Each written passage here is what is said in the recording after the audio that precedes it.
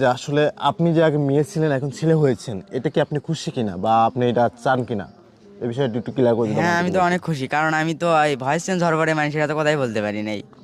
মানে সবসময় বাড়ির মধ্যে থাকছি, ওই ভয়েস চেঞ্জ হয়ে গেছে, ওই মানুষের সাথে কথা বলতে গেলে ওই মানুষের আতঙ্কে পড়ে যায় যে ইয়া অন্যটা ভাবে যায় মানুষে, মানে এই ভয়েস চেঞ্জ হয়ে গেছে, সব কিছু চেঞ্জ হয়ে গেছে, এরকম কেন, মানে অন্য কিছু ভাবে নাই।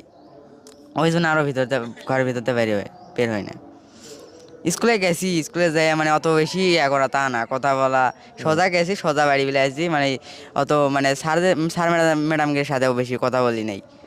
স্যার ম্যাডাম কি কোনো প্রশ্ন করছে কিনা বা না, আমার ওই অনেক আছে বিষয়ে না কোনো অনেক আছে না ওই আপনার ফ্রেন্ড বিষয়ে কেউ সার্কেল কোনো কথা বলেছে না, কিনা? ওই বিষয়ে আমার ক্লাসে কেউ আমাকে ওই বিষয়ে কেউ কিছু বলে নাই। আপনি যে স্কুলে গিয়েছিলেন কি মানে মেয়েদের ড্রেস পরে গিয়েছিলেন হ্যাঁ, কিনা?